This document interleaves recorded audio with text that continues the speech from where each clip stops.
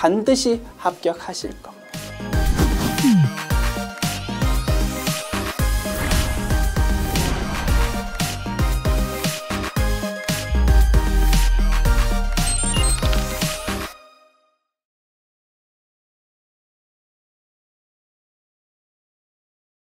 안녕하세요. 전산회계 2급 제102회 기출문제 이론편 보겠습니다. 문제 1번. 다음의 계정별 원장 중 잔액의 표시가 옳은 것은 자주 물어보는 주제다. 그지요?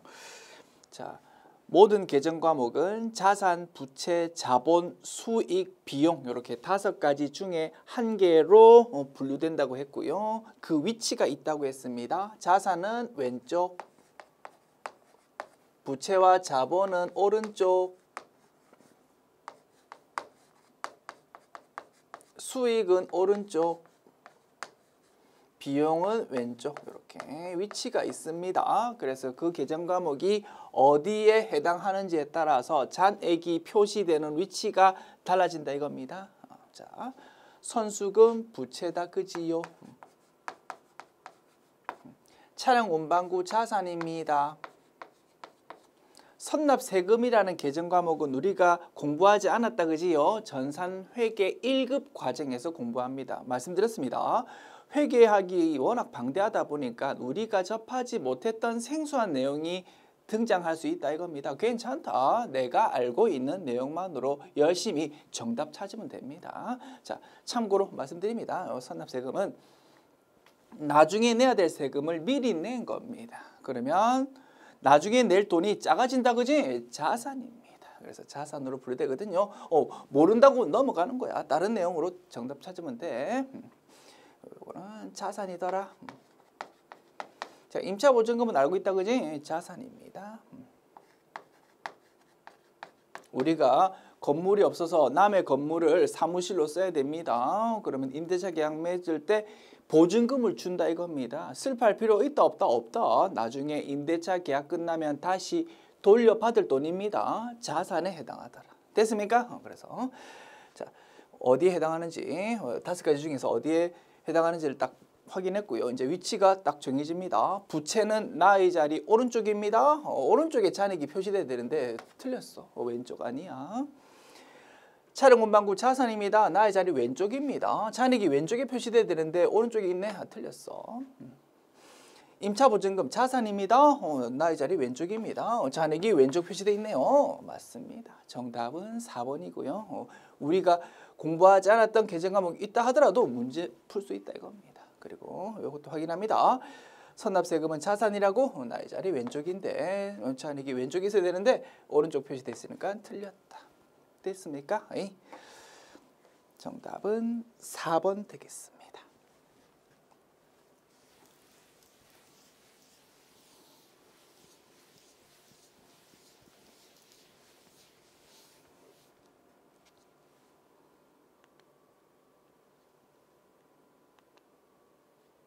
문제 2번. 다음 중 영업손익에 영향을 미치지 않는 것은 이것 또한 단골 메뉴다. 그지요? 자, 손익계산서의 내용 복습합니다. 매출액에서 매출 원가를 빼면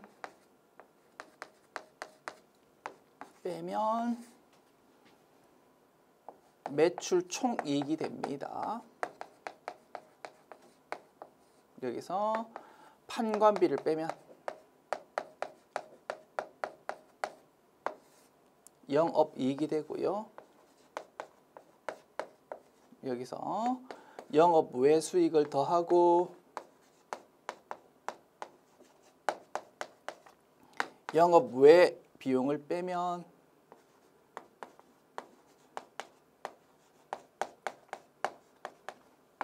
드디어 당기 순이익이 나옵니다. 물론 뭐 영업이익에서 요거 더하고 빼고 하면 이제 세전이익이 나오고 거기서 이제 세금을 빼야 최종적으로 당기순이익 나옵니다만 그 세금 부분은 그냥 생략했습니다. 오케이, 이렇게 금액이 흘러가고요. 영업손익, 영업이익을 말한다, 그지? 요거에 영향을 미치지 않는 거를 찾으랍니다. 보나마나 요 자료 중에서 영업의 수익 또는 영업의 비용이 있을 겁니다. 그거는 영업이익 구하는 데 있어서 영향을 미치지 않는다 이겁니다. 자, 급여 판관비다, 그지? 판관비. 접대비 판관비입니다. 감가상각비 판관비입니다. 그지요? 이자 비용이 뭡니까? 영업 외 비용입니다. 그래서 요거는 영업이익 구하는 데 있어서 영향을 미치지 않는다. 정답은 3번 되겠습니다.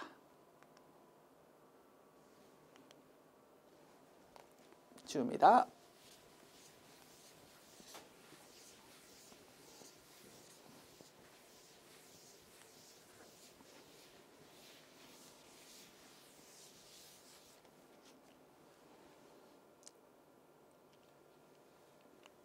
문제 3번 봅시다.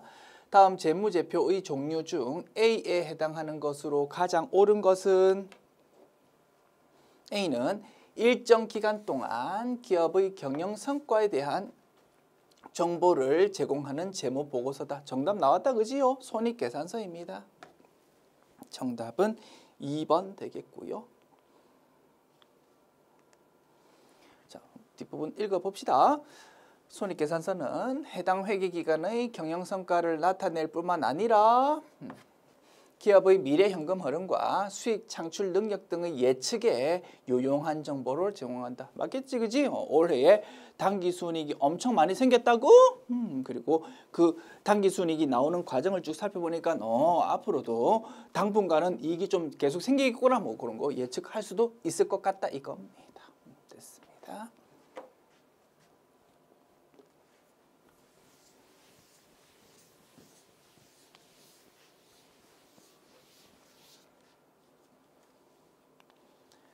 문제 4번.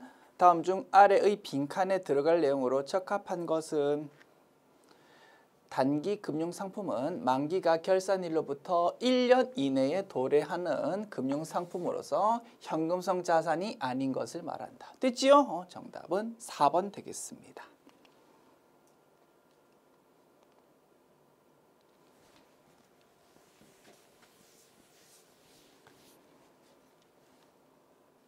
문제 5번 봅시다.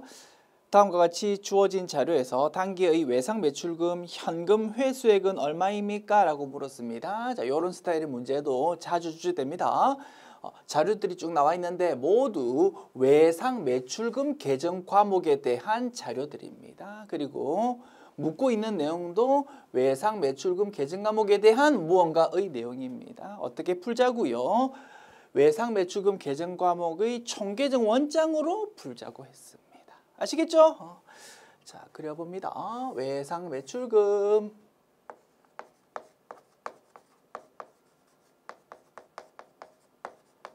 자산입니다. 나의 자리 왼쪽, 기초금액 왼쪽, 증가 왼쪽, 감소는 반대쪽 오른쪽, 그리고 기말금액이 오른쪽에 적힙니다. 됐지요? 자, 기초금액 200만 원입니다. 기말금액은 300만 원입니다. 단기에 발생한 외상 매출액 분계 한번 써봅니다. 자, 분계. 여기 쓸까? 외상 단기 발생한 외상 매출액 차변에 외상 매출금. 아유, 공간이 좀 좁겠다. 미안해요. 자, 요 밑에 적을게. 자, 요 내용을 적습니다. 차변에 외상 매출금이라는 자산 증가, 그리고 대변에는 상품 매출이라는 수익 증가. 이렇게 회계 처리한다, 그지? 여기서 외상 매출금 계정 과목이 어디에 기록됐습니까? 왼쪽에 적습니다. 500만 원. 무슨 의미입니까? 요 분계를 통해서 외상 매출금이라는 자산이 증가했습니다. 그 뜻이다, 그지? 그 다음 단기에 발생한 외상 매출금의 조기 회수에 따른 매출 할인이랍니다. 분계 어떻게 됩니까? 외상 매출금이 없어집니다. 대변의 외상 매출금, 그리고 이제 돈 들어오면 되는데 돈이 조금만 들어온다 이겁니다. 4만 원만큼. 왜? 애당초에 약정을 해서 몇 월 며칠보다 너희가 우리한테 돈 빨리 주면 좀 깎아줄게라고 미리 약정했거든요. 약정에 따라서 깎아줄 수밖에 없습니다. 그 부분은 돈이 들어오지 않는다. 그래서 애당초 대변에 기록했던 상품 매출이라는 수익을 차변에 적어서 감소시키는 거다 이겁니다. 엄밀히 따지면 상품 매출에 대한 매출 할인이라는 계정 과목을 쓰는 거고, 그지? 수익의 차감 계정이니까 그냥 상품 매출이라는 수익이 작아지는 거다라고 이해하면 되는 거다 이겁니다. 얼마? 4만 원만큼. 그지? 됐습니다. 그지? 동그라미 표시할게요. 4만 원만큼 이렇게 회계 처리가 되었고, 그럼 요 분기에서 외상 매출금은 어디? 오른쪽에 기록되었습니다. 무슨 뜻입니까? 외상 매출금이라는 자산이 작아졌습니다 라는 의미다. 그지? 그거 적습니다. 그 다음에 외상 매출금은 전액 현금으로 회수한답니다. 어떻게 분기합니까? 대변에 외상 매출금, 차변에 현금, 이렇게 회계 처리하겠지. 그지? 외상 매출금이라는 자산은 감소하지만 현금이라는 자산은 증가하는 분계다 이겁니다. 자, 요 분계를 요 총계 외상 매출금의 총계정원장에 반영합니다. 외상 매출금이라는 자산은 감소하는 거다, 그지? 여기에 기록될 겁니다. 됐습니다. 자, 외상 매출금이라는 자산에 해당하는 계정 과목 총계정원장이 마감되고 나면 왼쪽 합계, 오른쪽 합계는 똑같아진다, 그지? 왼쪽 합계가 700만 원이면 오른쪽 합계도 당연히 700만 원입니다.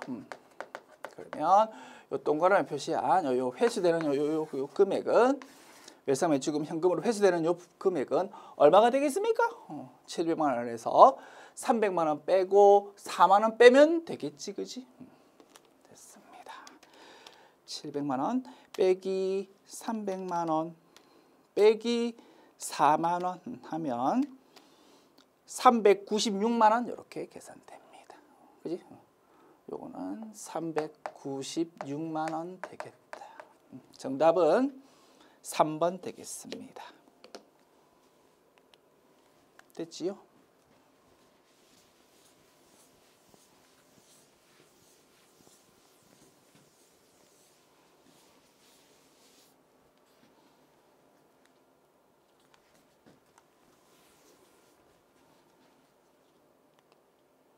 문제 6번. 재고자산의 단가 결정 방법 중 후입 선출법에 대한 설명으로 바르지 않은 것을 찾아보세요. 1번. 실제 물량 흐름과 원가 흐름이 대체로 일치한다. 틀렸다, 그죠? 일반적으로는 먼저 구입한 것이 먼저 팔리는 게 일반적일 겁니다. 그지? 그런데 후입 선출법은 나중에 구입한 거를 먼저 판다라고 가정하니까 실제 물량 흐름과는 조금 차이가 있을 수 있다 이겁니다. 그래서 1번 지문이 틀렸고요. 정답 1번 되겠습니다. 됐죠? 정답을 찾았고 2, 3, 4 확인합니다. 기말 재고가 가장 오래전에 매입한 상품의 단가로 계상된다. 맞다, 그지? 나중에 구입한 거를 먼저 파니까 오래된 물건은 그대로 기말에 창고에 남아있다 이겁니다. 물가 상승할 때 이익이 과소 계상된다. 이것도 맞다, 그지? 자, 그래서 우리 단가 결정 방법을 이렇게 여러 가지 공부해가지고 결과치에 대해서 순서를 기억했었다, 그지? 자,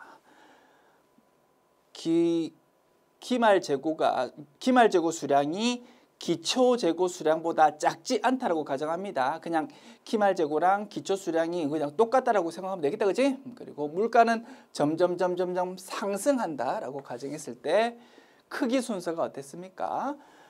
기말 재고 크기 순서. 선입선출법이 제일 크고요. 후입선출법이 제일 작았다 이겁니다. 그리고 평균법은 그 사이에 있었다, 그지? 그리고 매출원가 크기는요, 정반대다, 그지? 왜요? 기초재고 플러스 단기 매입이라는 판매 가능 상품 금액을 기말 재고와 매출 원가라는 두 녀석이 나누어 먹는 꼴인데 기말 재고가 크면 그러면 매출 원가는 작아질 수밖에 없다 이겁니다. 그래서 크기 순서는 정반대로 흘러가는 거다.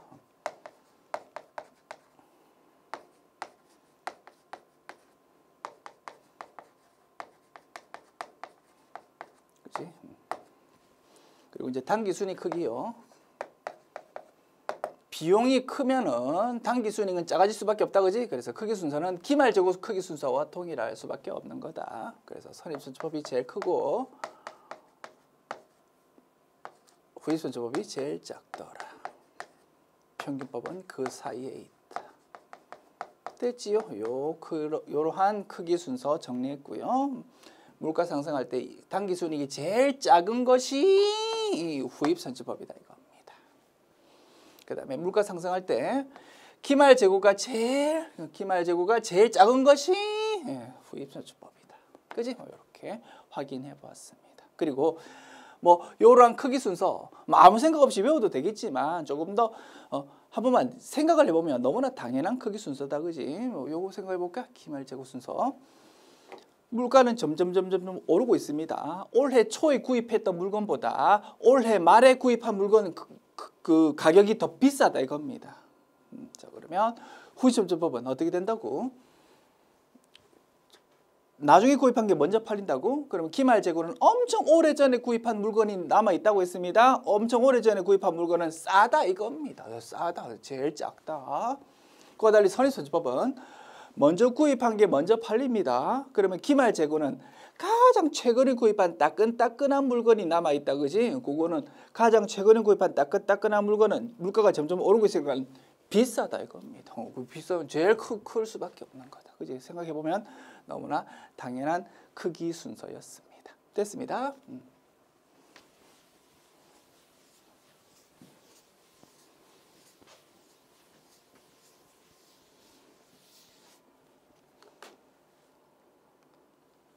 문제 7번.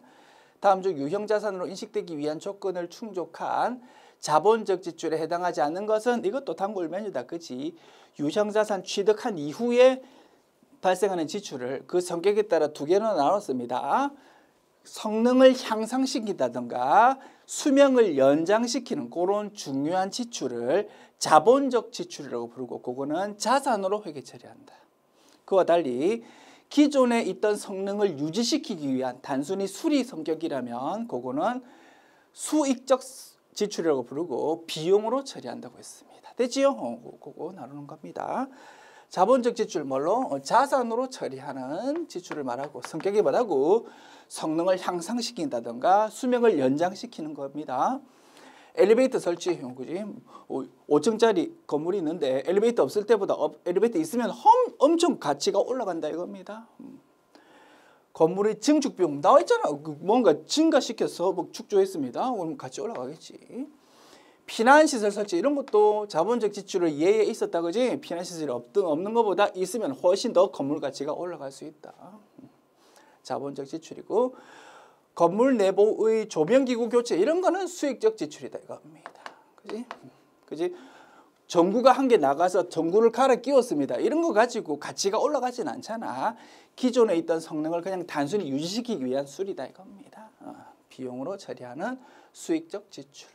정답은 4번.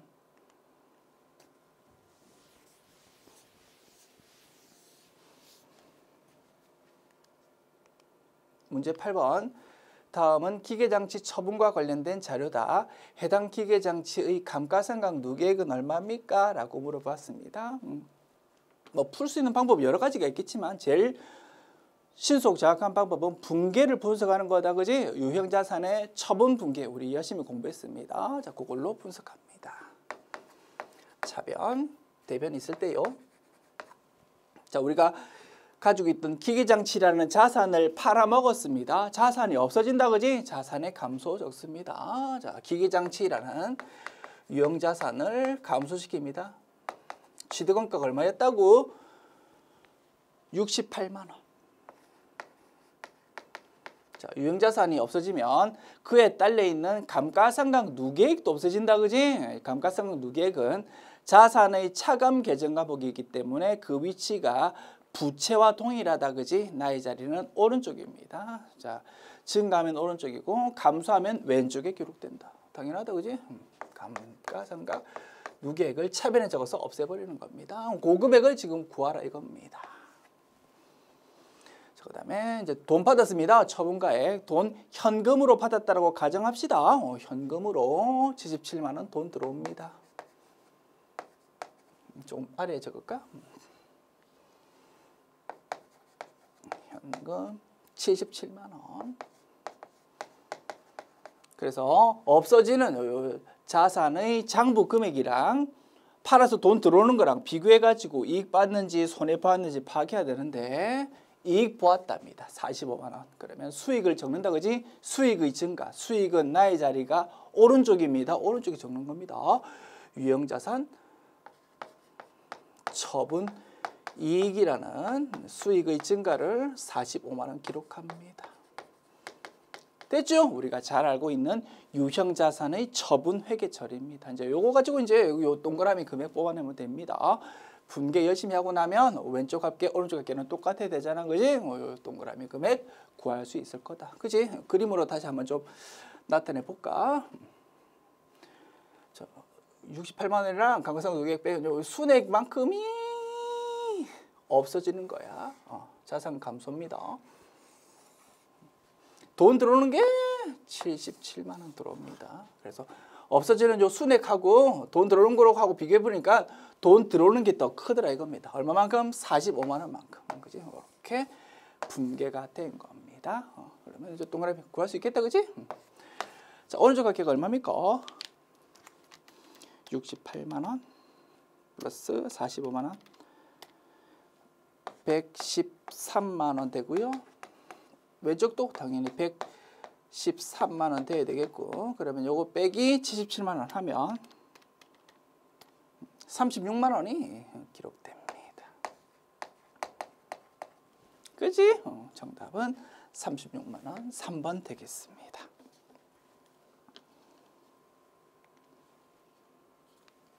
지웁니다.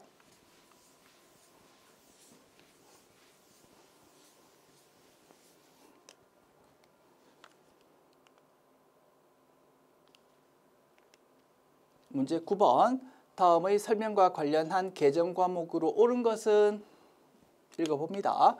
현금의 입금 등이 발생했는데 처리할 계정 과목이나 금액이 확정되지 않은 경우 계정 과목이나 금액이 확정될 때까지 일시적으로 잠깐 사용하는 임시 계정 과목. 뭡니까? 선수금 되겠다. 그죠? 가수금 되겠다. 그죠? 가수금. 4번. 거래처에서 돈이 들어왔습니다.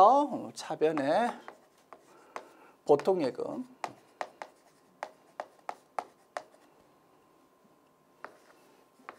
대변에 거래처에 물어봤습니다. 이거 뭡니까? 나중에 알려줄게 라고 했다 이겁니다. 어떻게? 우리 임시계정 과목인 가수금으로 처리하는 거다. 그지? 그겁니다. 돈이 들어왔는데 그 내용이 아직 확정이 안 됐다. 임시적으로 쓰는 거 가수금. 선수금은 뭡니까? 계약금 명목으로 미리 돈 받은 거, 그것이 선수금이었다. 그지? 됐습니다. 가지급금은 우리가 돈 받은 게 아니고 돈을 주었을 때 사용하는 게 가지급금. 받으러는 아시죠? 우리가 주된 영업 활동 등에서 상대방으로부터 약속을 받았을 때가 받으러. 지웁니다.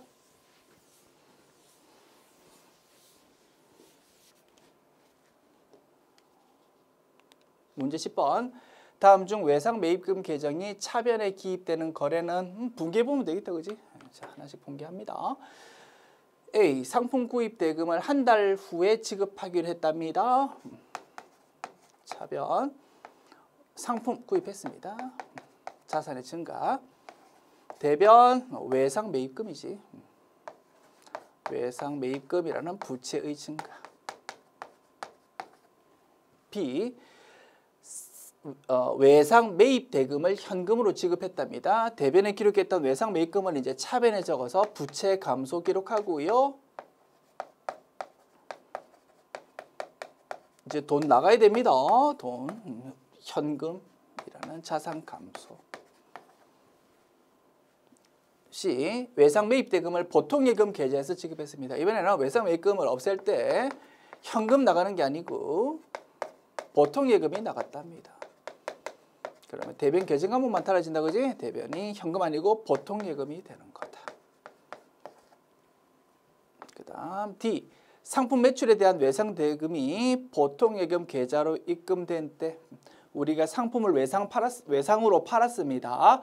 대변의 상품 매출이라는 수익의 증가, 차변의 외상 매출금이라는 자산의 증가 기록했었어. 그 차변의 외상 매출금을 이제 없애면서 대변의 외상 매출금이라는 자산을 없애면서 이제 돈 들어온다 이겁니다. 보통예금 이렇게 회계 처리할 거다. 됐지요? 자, 요 중에서 외상 매입금 계정 과목이 차변에 기록되는 거 찾아보랍니다. A는 외상 매입금이 대변에 기록되어 있다 그지? B는 맞다 그지? 외상 매입금이 차변. 그 다음에 C도 외상 매입금이 차변. D는 외상 매입금 자체가 등장 안 했다 그지? 오케이. 그래서 정답은 B, C라고 되어 있는 2번이 되겠습니다.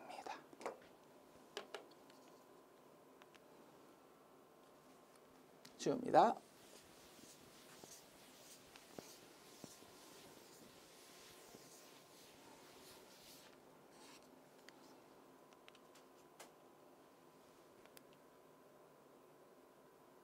문제 11번. 다음 설명에 해당하는 계정 과목으로 옳은 것은 주로 기업주가 개인적으로 소비하는 것을 말하고 개인기업의 자본금 계정 과목에 대한 평가 계정이다. 자본금 계정을 대신해서 사용하는 임시 계정이다 이겁니다. 또한 기말 결산할 때는 이 계정 과목을 자본금 계정 과목으로 반드시 이름을 바꾸어야 되는 거다. 됐죠? 기중에 잠깐 임시적으로 사용하는 계정 과목이다 이겁니다.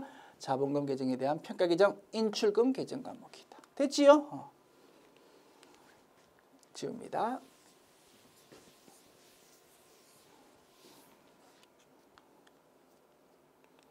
문제 12번. 다음 지출 내역 중 판매비와 관리비에 해당하는 것을 모두 고른 것은 단골 메뉴다 그지? 자, 종업원 회식 비용 이런 거를 우리 복리 후생비 계정 과목으로 회계 처리한다 그지? 판관비에 해당한다. 차입금에 대한 지급이자 은행에서 돈 빌려서 이자 줍니다. 이자 비용 계정 과목이고요. 뭡니까? 영업의 비용.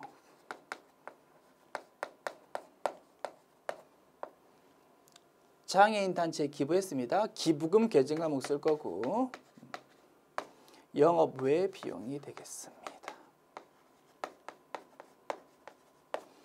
사무실 전화요금, 통신비 계정 과목 쓸 거고 판관비에 해당한다. 됐지요? 자, 판관비에 해당하는 거 찾으랍니다. 가와 라 두 개가 되겠네요. 정답은 3번. 지웁니다.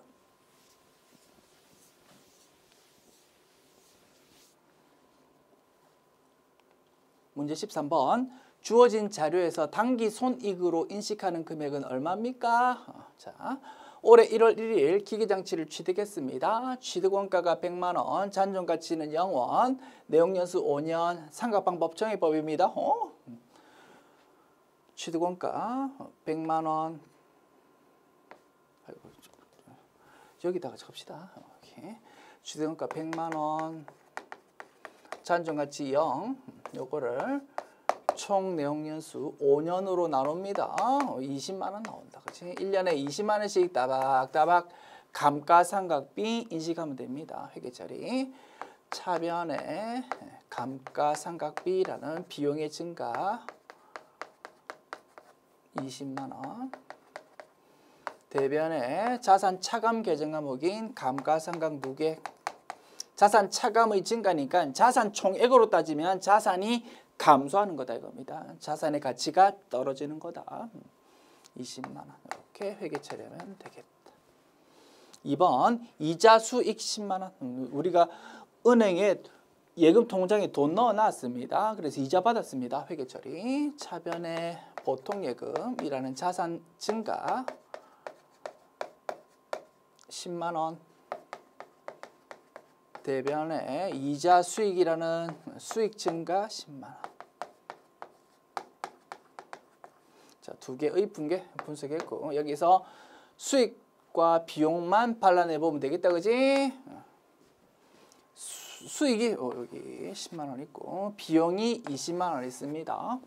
그러면 단기 순이익에 미치는 영향으로 따지면 비용이니까 마이너스 영향, 수익이니까 플러스 영향. 그지? 그러면 순액으로 따지면 마이너스 10만 원 영향을 미친다 이겁니다. 그지? 그래서 손실 10만 원 이렇게 표현했네요. 정답은 2번 되겠습니다. 됐지요?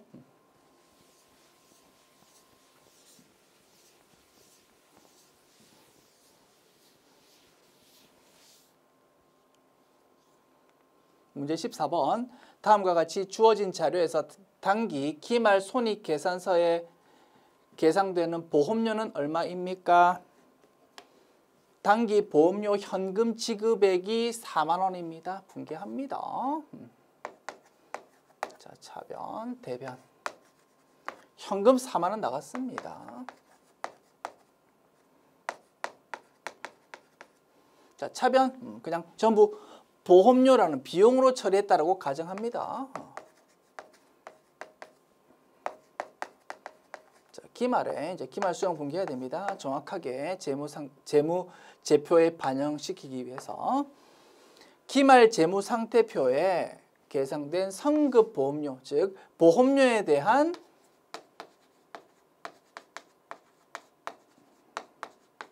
선급 비용을 말한다, 그지? 선급 비용 계정 과목은 자산 계정 과목 금액은 얼마라고? 10,000원이라고. 회사는 전부 다 4만 원을 비용으로 처리했는데 너무 비용이 크다 이겁니다. 자산을 좀 인식해야 되는 거다. 그러면 차변 비용 금액을 대변에 적어서 좀 감소시킵니다. 비용의 감소 10,000원. 그리고 차변을 선급 비용이라는 자산 증가로 기록합니다. 됐지? 이렇게 기준 분계, 기말 수정 분계 할 겁니다. 그럼 결과적으로 어떻게 반영되는 겁니까? 자, 대변에 현금 4만 원 나간 겁니다.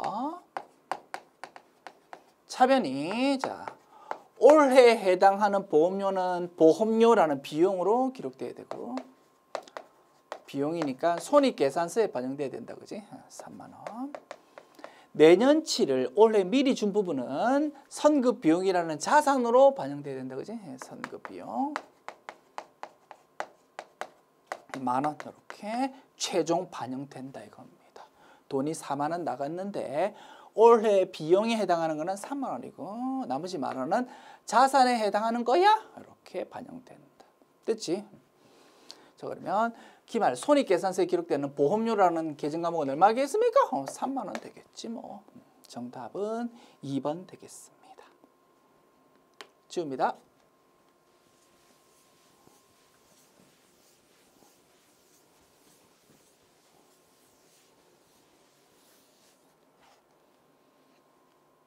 문제 15번. 다음 중 수익이 증가한 경우 재무제표에 미치는 영향으로 맞는 것은 수익이 증가했다고 예를 들어서 은행에 예금 통장 돈 넣어 놓다 보니까 은행으로부터 이자 받았다. 그거를 가정해 봅니다. 자, 회계 처리 어떻게 합니까? 차변에 보통 예금이라는 자산 증가 뭐 10,000원이라고 적을까? 10,000원. 대변에 그거를 이자 수익이라는 수익의 증가로 기록합니다. 됐지? 요 분기에서 영향으로 맞는 거를 찾으랍니다. 자산의 증가,